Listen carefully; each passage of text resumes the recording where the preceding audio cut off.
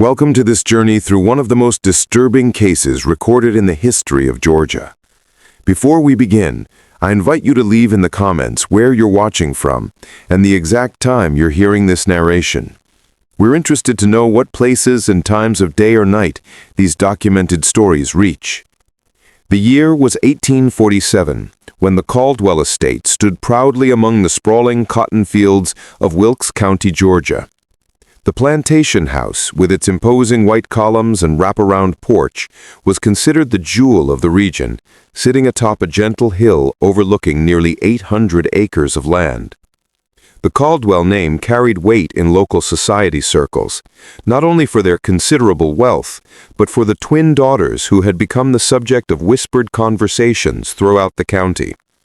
Elizabeth and Catherine Caldwell, identical in appearance down to the small birthmark above their right eyebrows, had turned 22 that spring, well past the age when most young women of their station would have been married with children of their own.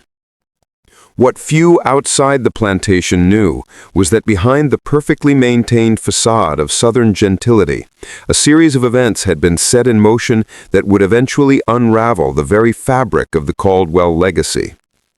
According to county records discovered during a courthouse renovation in 1952, the twins' mother had died during their birth, leaving their father, Thomas Caldwell, to raise them alone. Thomas had never remarried, dedicating his life to his daughters and the expansion of his cotton empire. The first indication that something was amiss at the Caldwell plantation came in the form of a letter written by the family's longtime housekeeper, Margaret Sullivan, to her sister in Savannah. The letter, dated April 8, 1847, mentioned that the young misses have taken to spending unusual amounts of time in the quarters, something the master seemed strangely unconcerned about. This letter would later be discovered tucked inside a family Bible, preserved between its pages for over a century. The quarters Margaret referred to were the slave quarters, a collection of small wooden structures positioned approximately half a mile from the main house, just past a stand of oak trees that obscured them from view. The Caldwell plantation maintained approximately 70 enslaved individuals, a relatively modest number compared to some neighboring estates, but sufficient to work the land and maintain the household. Among these enslaved people were two men who would become central to the disturbing events that followed. According to plantation records preserved in the Georgia Historical Society archives, they were listed simply as Samuel and Elijah, both noted as having been purchased in 1842 from a plantation in South Carolina that had fallen into financial distress. What made Samuel and Elijah unusual, based on accounts compiled decades later by local historian William Hartwell, was their education. Both men had been taught to read and write by their previous owners' children, a dangerous skill that they had carefully concealed upon arrival at the Caldwell plantation. This concealment eventually failed, however, when Catherine Caldwell discovered Samuel reading a discarded newspaper in the stables late one evening in the autumn of 1846. Instead of reporting this illegal activity, Catherine, according to her personal diary, recovered in 1964 during the demolition of the old plantation house, began to meet Samuel in secret. The diary entries become increasingly cryptic around this time, with references to S's and our shared understanding. Simultaneously, estate records show that Samuel was reassigned from field work to the stables, a position that afforded him greater proximity to the main house. What historical records do not clarify, but what local oral tradition suggests, is that Elizabeth had similarly formed a connection with Elijah, who worked primarily in the maintenance of the plantation's extensive gardens.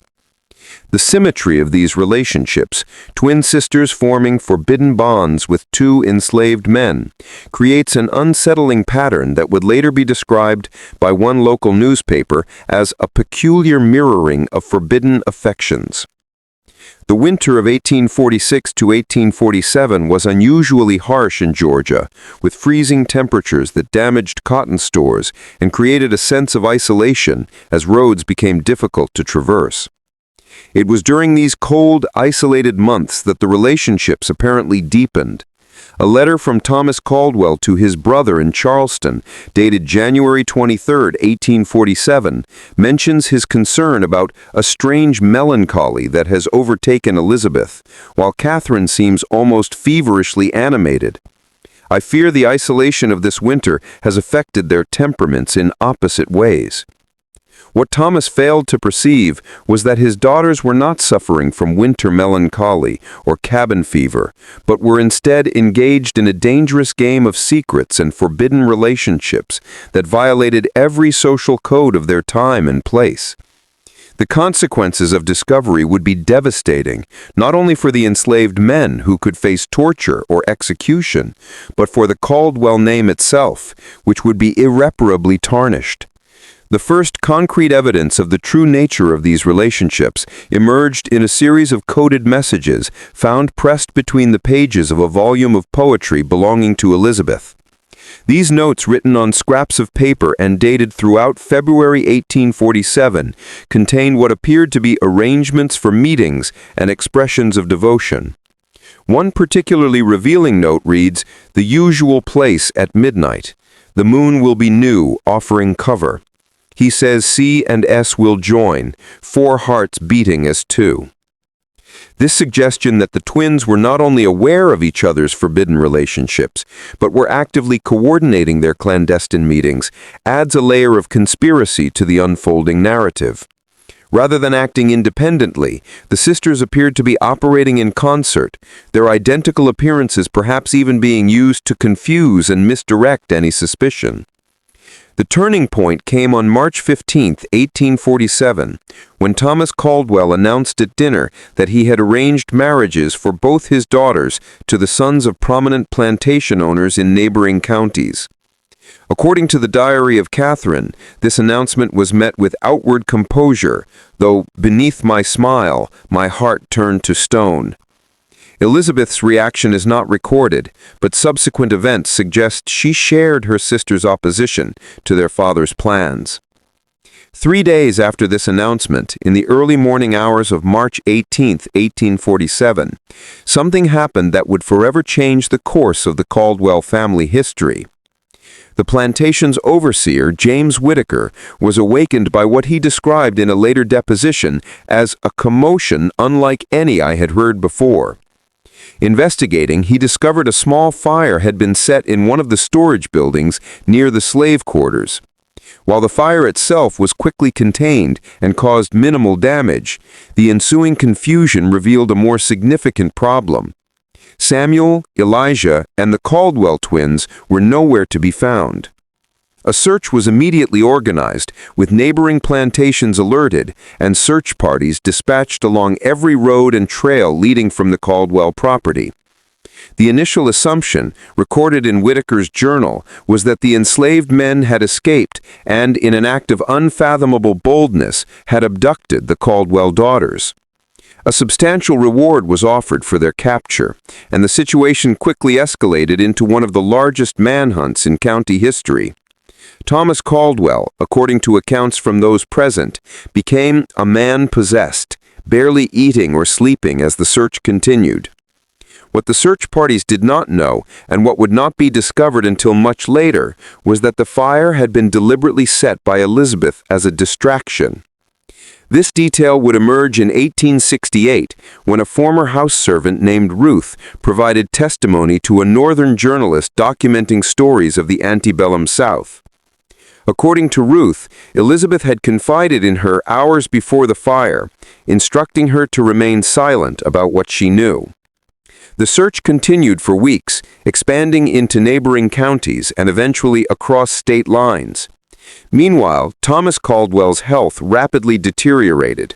Plantation records show that by April he had taken to his bed, attended only by his longtime house servant and a physician from Augusta, who was called to the plantation twice during this period. Then, on May 2, 1847, a letter arrived at the Caldwell plantation.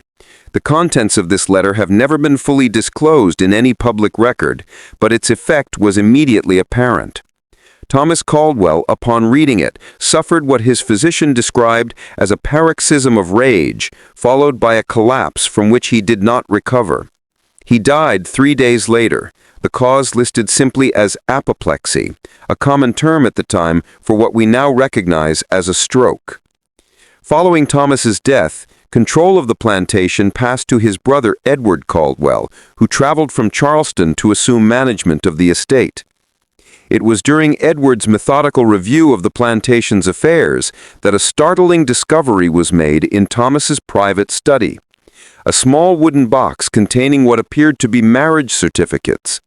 These documents, crudely drawn but bearing signatures purported to record the marriage of Elizabeth Caldwell to Elijah and Catherine Caldwell to Samuel on the night of March 17, 1847.